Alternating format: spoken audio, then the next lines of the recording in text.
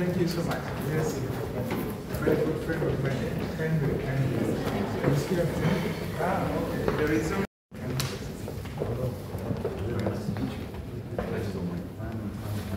No, it's absolutely our pleasure. Thank you for making time to come and see us.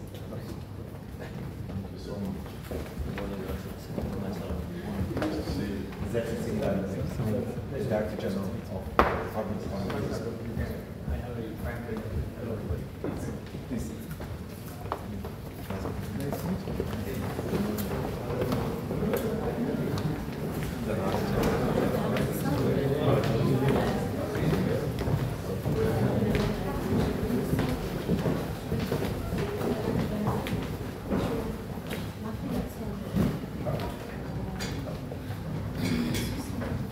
Welcome to Dubai. Thank you very much. I hope everything is good on your side.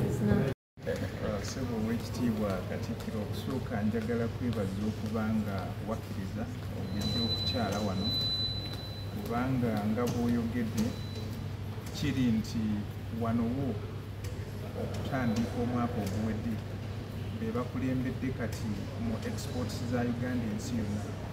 Bwe najjira wano emyaka 5 emabega, actually gisukka 5 mu 2018, wano baali namba 5 globally as mu exports za Uganda. Kati okuva October last year bakulembedde nga tu-exporting ebintu ebiwera $2.03 billion, naye 50% ku bino bya bulimi.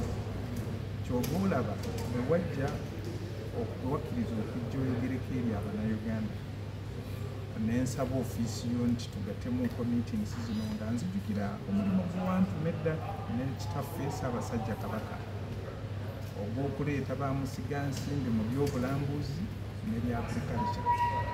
Kyova olaba meeting twazifokasinze ku ezo areas ng'era eriyo bw'otaali mu office weeks 2 mabega ng'ogenze mu field ne tujja n'abamu abaagala okusiga mu agriculture, nabo twabatadde ku program.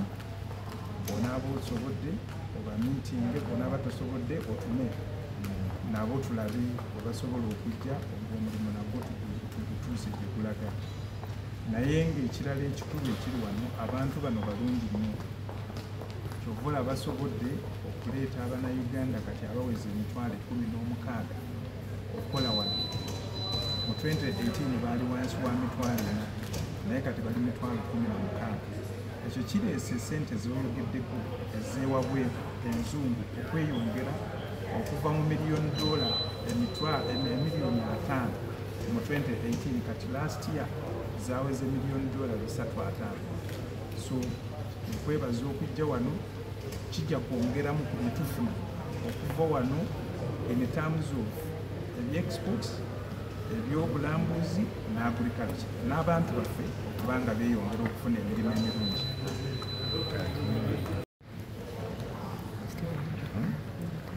Tuzze wano ku ministry ekola ku byobusuubuzi n'obulambuzi n'ebyobuwangwa wano mu Dubai, era tufunye omukisa okusinkana minisita Khalifa Ali Mubarak.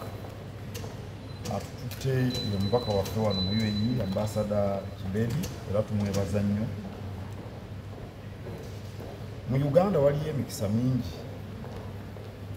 mu busuubuzi, mu bulambuzi, era eno minisitule tugibuuliddeko mu bufunze emikisa egiriwo gye tulowooza nti tuyinza okugyeyambisa, naddala singa basobola okujja okusiga ensimbi mu byobulimi oba mu byobusuubuzi.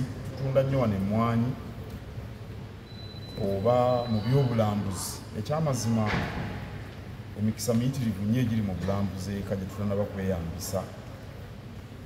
Mbadde mbabuulira wano twajja ne tutambula ku lyato, naye bw'obeera wano ku lyato obeera ng'ali mu sawuni, ebbugumu lyokka ly'owulira, suffu obungi. Naye bizinesi eyo teriiyo ewaffe. Abantu abasobola okuva e Kampala ne bagenda e Jinja, ne bagenda Entebbe oba Masaka nga bali ku mazzi nga bawumuddemu. Abantu abasobola okujja eka ku by'emmwanyi tulina emmwanyi nyingi nnyo kakati emmwanyi zezisinga n'okuleeta ssente mu Uganda ssente enzungu kale ssente dola kati bano bannaffe bakolagana n'abasuubuzi bangi nnyo ab'amaanyi abalina ensimbi era tusobola okukolagana nabo naffe nitufunamu era omubaka waffe njagala nnyo okumwebaza kubanga atadde nnyo amaaso okusikiriza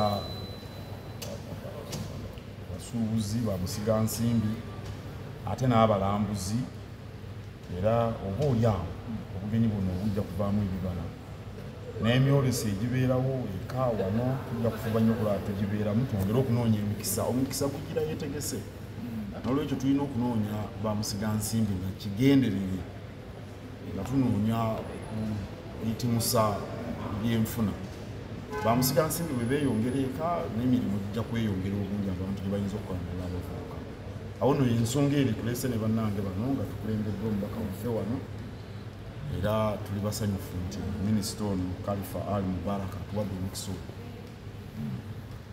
simanyi oba ambasada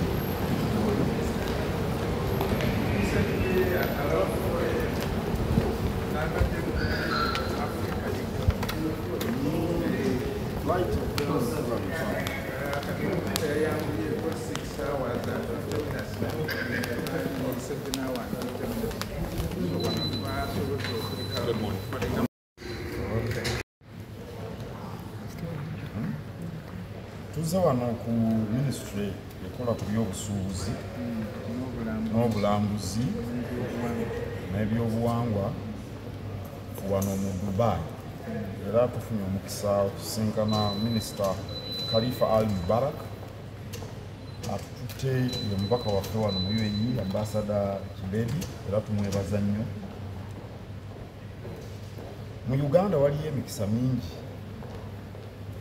mu busuubuzi mu bulambuzi era eno minisitule tugibuliddeko mu bufunze emikisa egiriwo gye tulowooza nti tuyinza okugyeyambisa naddala singa basobola okujja okusiga ensimbi mu byobulimi oba mu byobusuubuzi tutunda nnyo wano emmwanyi oba mu byobulambuzi. Ekyamazima emikisa miyitirivu nnyo egiri mu bulambuzi eka gye tutanaba kweyambisa.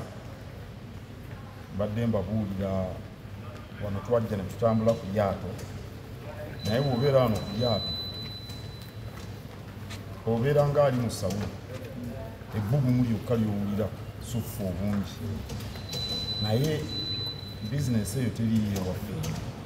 Abantu abasobola okuva e Kampala ne bagenda e Jinja ne bagenda Entebbe oba Masaka nga bali ku mazzi nga bawumuddemu abantu abasobola okujja eka ku by'emmwanyi tulina emmwanyi nnyingi nnyo kakati emmwanyi zezisinga n'okuleeta ssente mu Uganda ssente enzungu kale ssente dola kati bano bannaffe bakolagana n'abasuubuzi bangi nnyo ab'amaanyi abalina ensimbi era tusobola okukolagana nabo naffe nitufunamu era omubaka waffe njagala nnyo okumwebaza kubanga atadde nnyo amaaso okusikiriza